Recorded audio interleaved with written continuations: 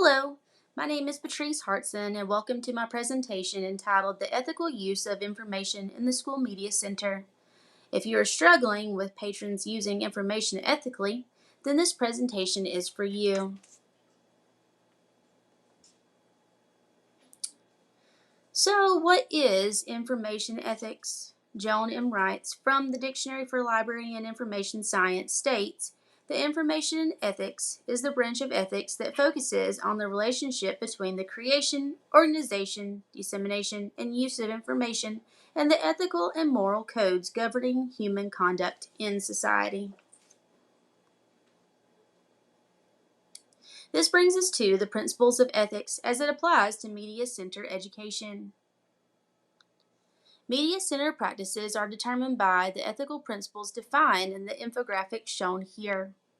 All who use the media center are held to these principles as a measure of good digital citizenship and navigation of information literacy.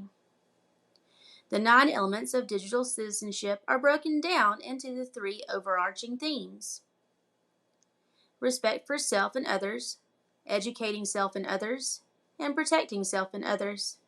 Under the first theme, one must abide by lawful use of copyright materials, allow for equal access to information sources, and conduct themselves with digital etiquette without cyberbullying or the like. Under the second theme, one must be digitally literate to discern reliable resources, communicate equitably, and conduct fair business.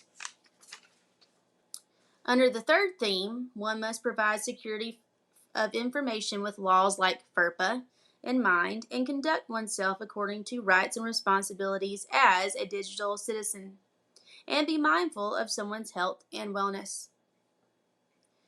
The fair use policy determines what can and can't be used as it pertains to copyright law. The following fair use guiding principles are that the benefits of the user is predominantly other than commercial. Commercial value of original is not diminished. Only a small portion of original material is used. The new work is a critique, satire, or educational, and the new work is predominantly the original product of the user. This policy ensures that the user is not portraying the work as his own for personal gain. With all the ethics and legalities at play, plagiarism does become a concern, but doesn't have to be scary. You can teach your patrons to just say no to plagiarism by following these easy steps. 1. Summarize. 2. Quote. 3. Paraphrase. And do these steps all the while citing your sources. When you summarize, you take the author's words, condense them, and put them in your own words, referencing the source, of course.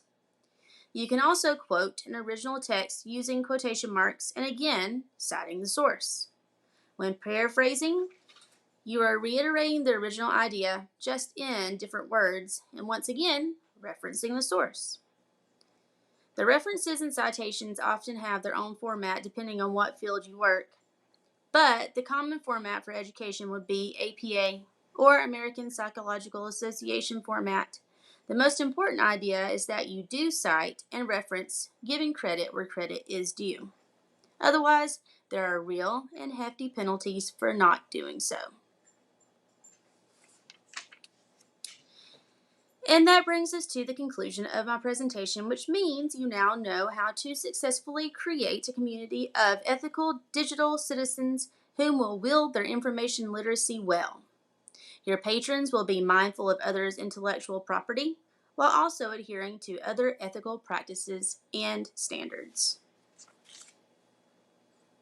And true to form, here are my included references. Thank you for listening to my presentation, and if you have any further questions, please feel free to reach out.